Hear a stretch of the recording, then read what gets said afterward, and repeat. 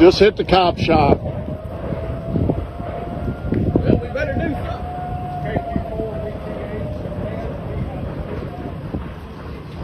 Tornado watches are in effect in parts of the South into this evening from Mississippi to Kentucky and Georgia, including some areas hit by severe weather multiple times since late last week.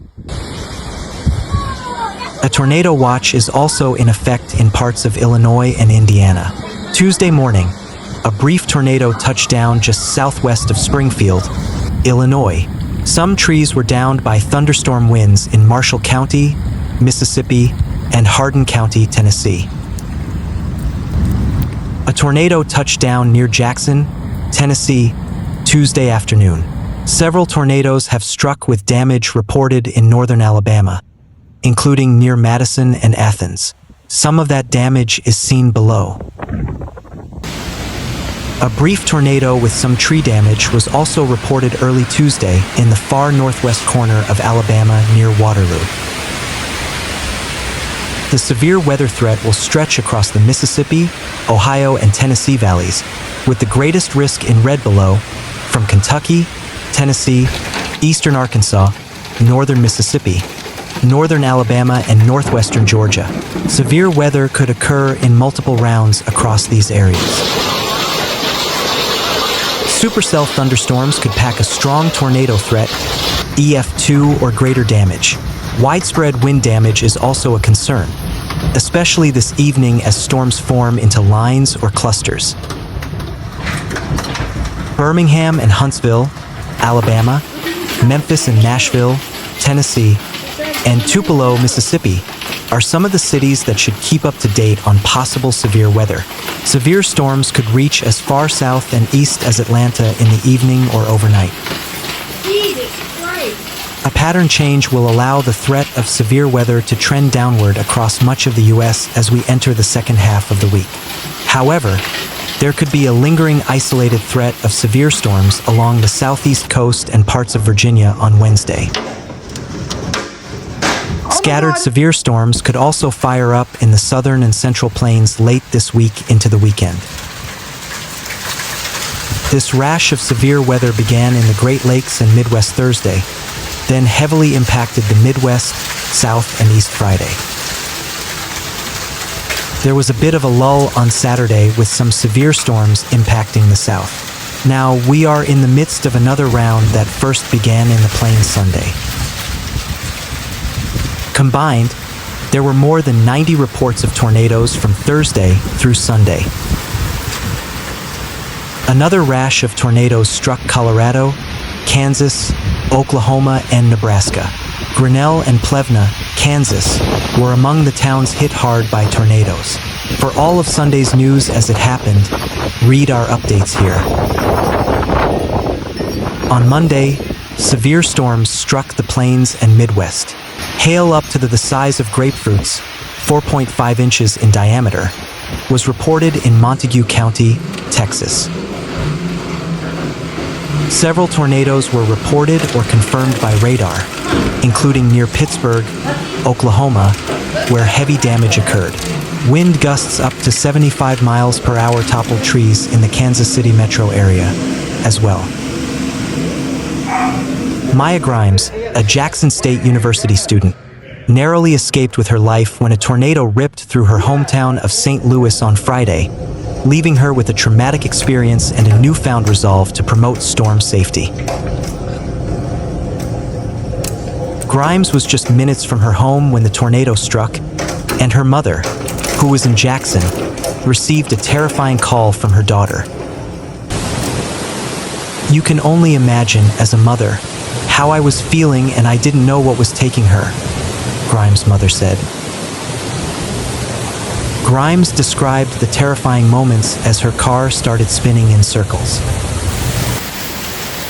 I was just like, Jesus, Jesus, bracing for impact, and I really thought that was my last moment, Grimes said.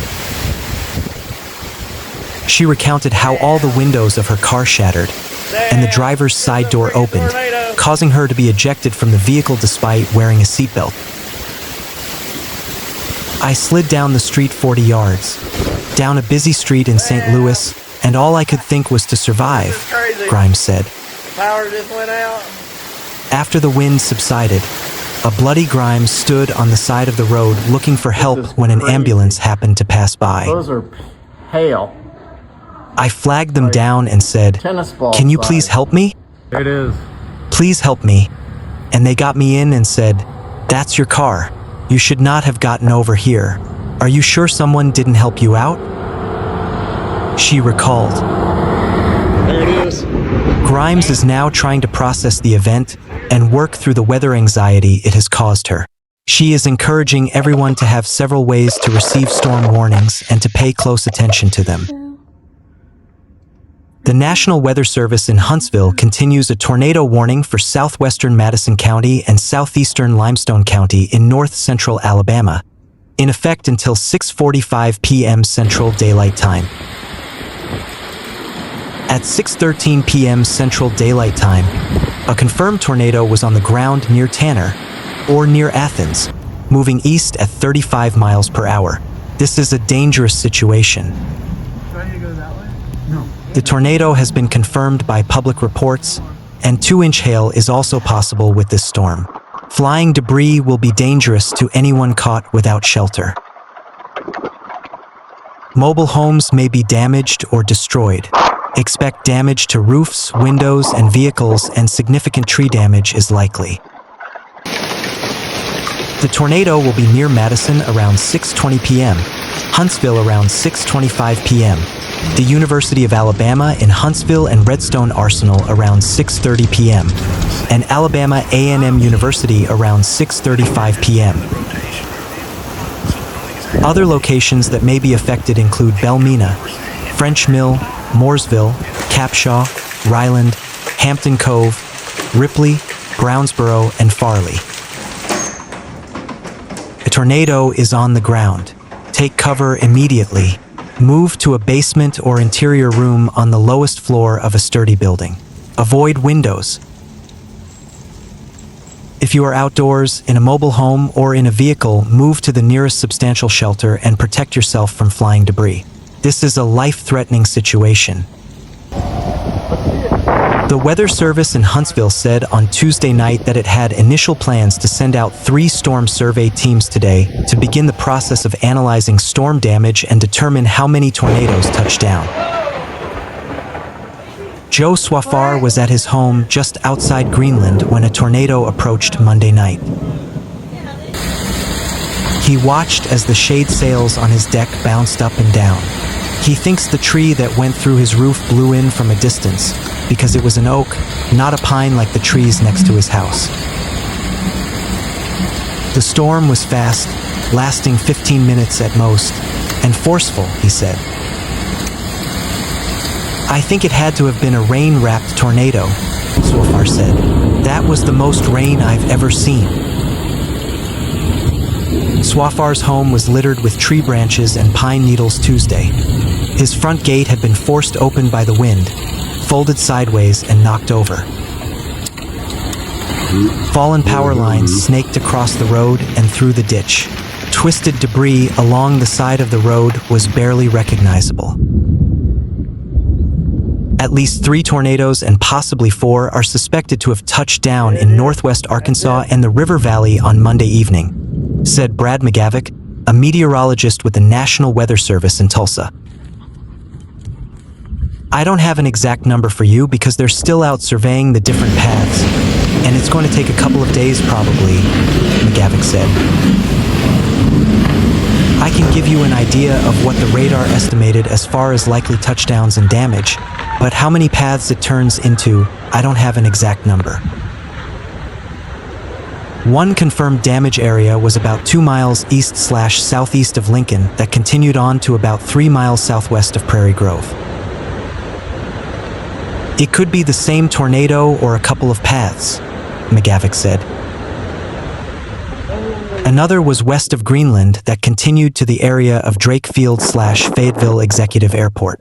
There was also damage reported around Huntsville, which may have been a tornado, he said. Radar suggests another tornado touched just south of Fort Smith, but that has not been confirmed. McGavick said. No injuries or deaths had been reported as of Tuesday afternoon. More than 24,000 electric customers in Washington County and more than 6,700 in Madison County were reported to be without power, according to Power Outage US. Tuesday, those numbers had dwindled to about 3,500 customers in Washington County lacking power and only 200 in Madison County. Washington County Judge Patrick Deakins declared a state of emergency Tuesday morning as crews assessed damage in the county.